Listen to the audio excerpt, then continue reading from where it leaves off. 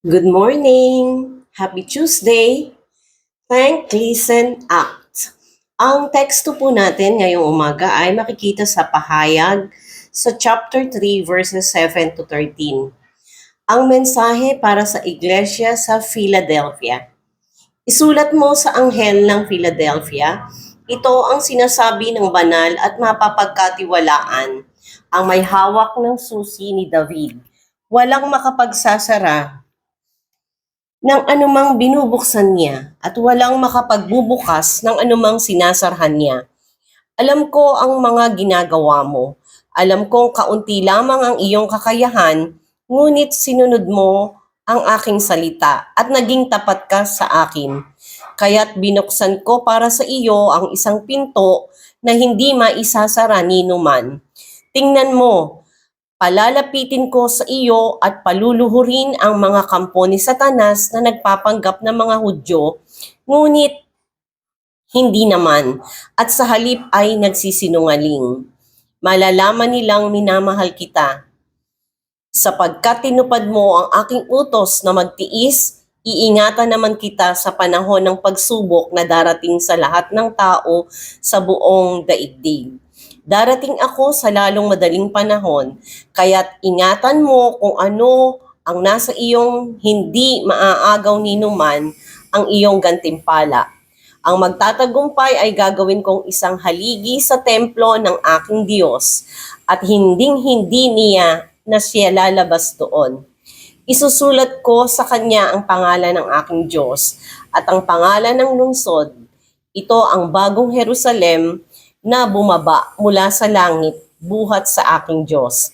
Isusulat ko rin sa kanya ang aking bagong pangalan. Ang lahat ng may pandinig ay makinig sa sinasabi ng Espiritu sa mga iglesia. Ang aklat po ng pahayag ay isinulat ni Apostol Juan. Ito po ay sulat ni Jesus para sa mga 7 iglesia or 7 churches in Asia Minor. Now, ito po ay tinatawag na Turkey. At isa na nga po dito yung Philadelphia. Sa ngayon naman po, yung Philadelphia ay ito na raw po ay Al-Sahir. Sila po ay, ito pong church ng Philadelphia ay maliit na church. Hindi po ito popular, hindi malakas, hindi po siya mega church. Pero siya ay faithful church. Kahit limited po yung power niya, hindi nila itinakwil ang salita ni Lord.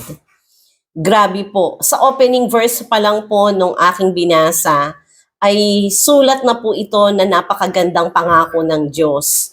Dito po sa passage na ito, sinabi niya, siya ang may hawak ng susi ni David. Ibig pong sabihin si Lord ang may authority to open doors and to close doors in our lives. Minsan iniisip po natin, Lord, bakit parang wala akong kakayanan? Kaunti lang yung strength ko. Mahina ako. Pero sabi niya, I know you have little strength, yet you have kept my word and have not denied my name. Wow, talagang hindi po pala nakukuha o nakabase sa power natin ang tagumpay kung hindi sa pagiging faithful and obedient kay Lord. At dahil nga po dito, may pangako siya. Una, open doors. Bukas na pinto na walang makapagsasara. Pangalawa po, protection sa oras ng pagsubok. Sabi po dun sa verse 9 and 10, maraming kampo ng kasamaan. Mapagbalat kayo, sinungaling na nagnanais, maagaw tayo sa pananampalataya. Sa makabagong panahon po, maaaring matawag natin sila mga scammers, fake news, false teachings. Subalit may assurance po tayo ng protection mula sa ating Panginoon. And yung pangatlo po, reward bilang haligi sa kanyang templo. Ano po yung significance ng haligi para sa mga taga-Philadelphia? Kasi po yung syudad po nila ay madalas pong magkaroon ng lindol. Kaya ang mga haligi po ng mga gusali ay naguguho. At kapag naguho po ang mga gusali, nagsisilikas po o umaalis po yung mga tao sa lugar. Kaya napakahalaga po sa kanila ng word na haligi. Yun po yung sa verse 12, ang sabi, ang magtatagumpay ay gagawin kong isang haligi sa templo ng aking Diyos. At hindi na siya lalabas. Hindi na lilikas. Pagkat ito po ay sa kanila, yung haligi at yung hindi na lalabas ay simbolo po ng katatagan. At pang-apat po, tatanggap tayo ng bagong pangalan at identity in Christ.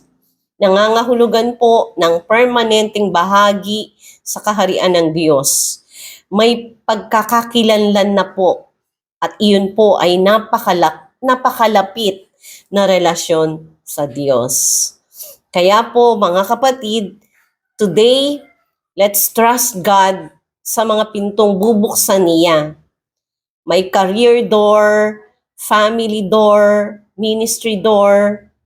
Kapag si Lord ang nag-open, no one can shut it. Let's remain faithful kahit feeling po natin maliit lang yung kakayahan natin. Ang maliit sa atin, malaki kay Lord.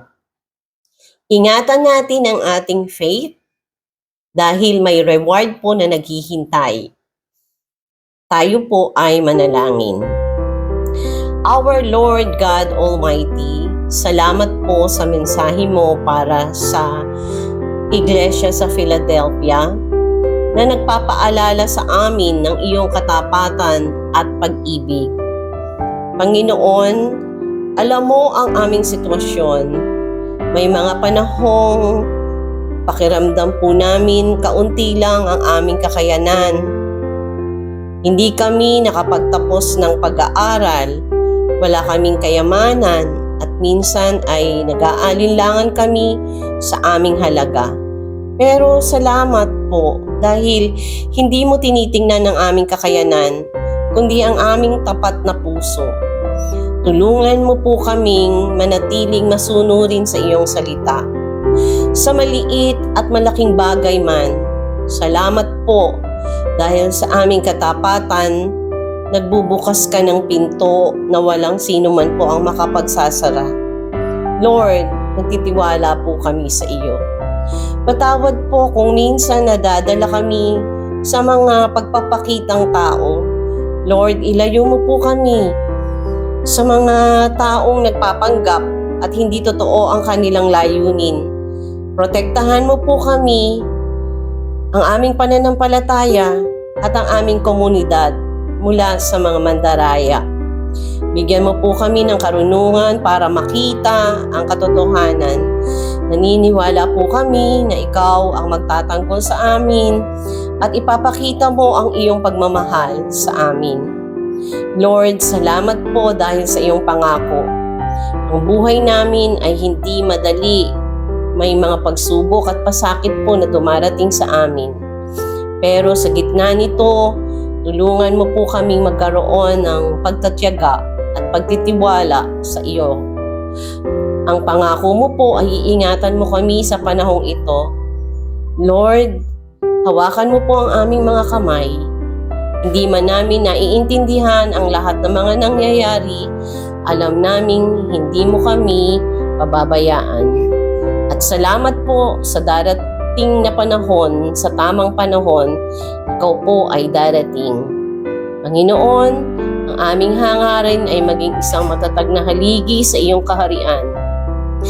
Gusto po naming maging tapat hanggang sa huli para matanggap ang aming gantimpala. Tulungan mo po kaming bantayan ang aming pananampalataya para walang sino man po ang makaagaw nito.